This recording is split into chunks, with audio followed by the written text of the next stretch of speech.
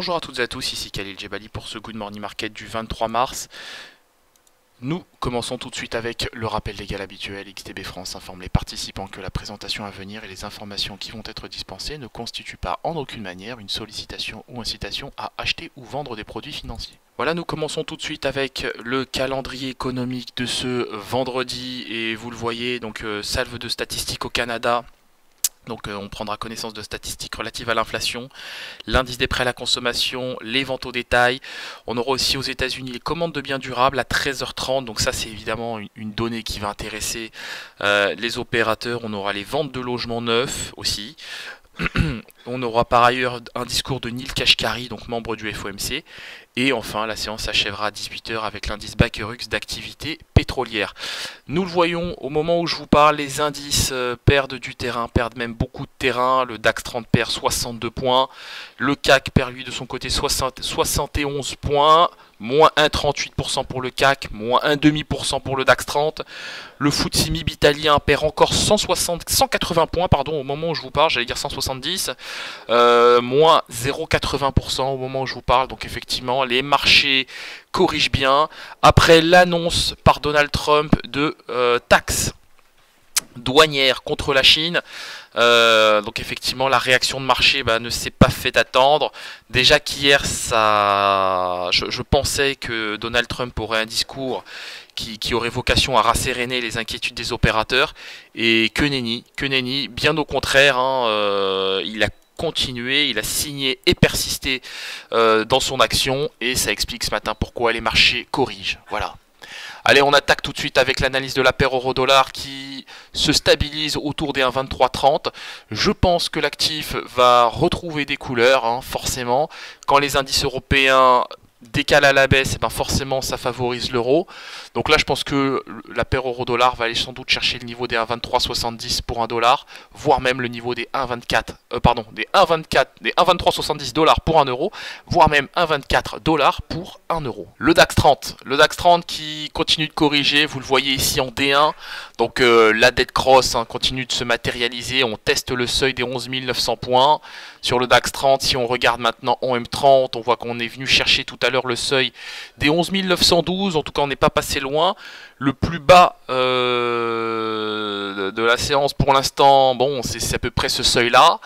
Pour l'instant ça tient, mais la question est de savoir pour combien de temps ça tiendra. Si on casse le seuil des 11 900 points, il y a de fortes chances qu'on aille chercher le seuil des 11 800. En revanche, si on arrive à se stabiliser et à former un support autour du niveau des 11 900, et bien là, je pense que ce sera salvateur pour l'indice et qu'on retrouvera le niveau des 12 000 points dans un premier temps, et ensuite le niveau que j'attends depuis lundi, à savoir le niveau des 12 397 points. Le gold qui en D1 continue de gagner du terrain forcément, sans grande surprise, 1340 dollars l'once. Je pense que dans un contexte comme celui-ci, on peut très facilement viser le niveau des 1343 à 1345 dollars l'once. Alors moi j'ai une préférence pour le seuil des 1345 évidemment.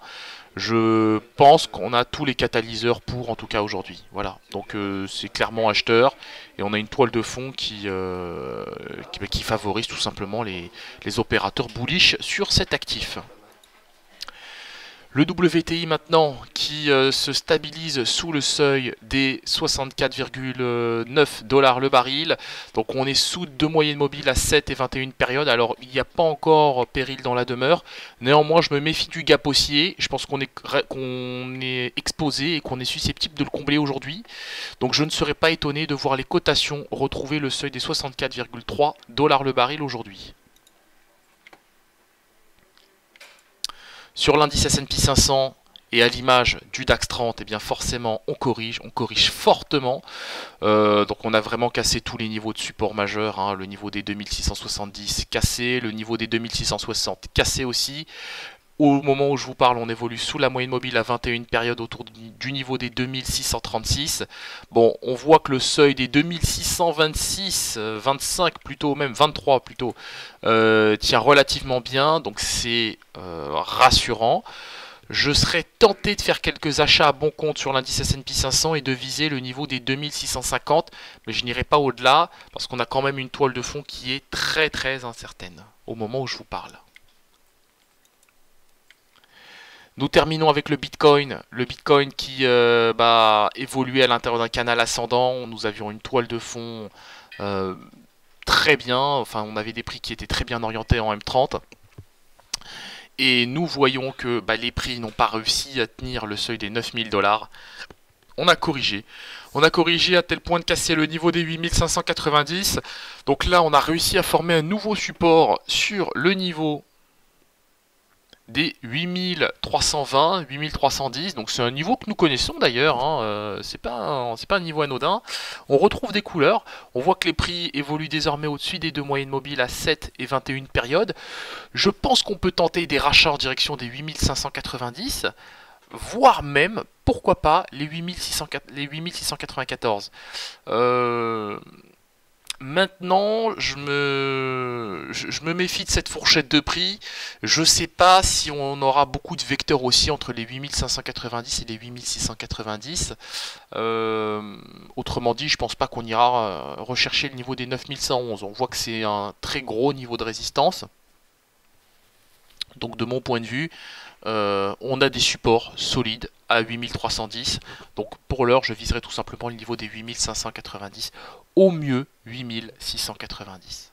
Voilà, on se quitte sur cette note. On se retrouve comme d'habitude aujourd'hui à 15h15 pour notre live trading. Donc ce sera l'occasion de revenir sur toute cette toile de fond macroéconomique, politique aussi aux États-Unis, entre la Chine et les États-Unis, donc regain de tension, guerre commerciale en vue, licenciement aussi de McMaster, donc le conseiller à la sécurité nationale, remplacé par John Bolton. Je vous dirai qui est John Bolton tout à l'heure. Bon, donc vous allez voir qu'on a une toile de fond qui n'est vraiment pas rassurante, et les indices commencent tout simplement à témoigner des incertitudes, quoi, tout simplement. Allez, on se retrouve tout à l'heure à 15h15.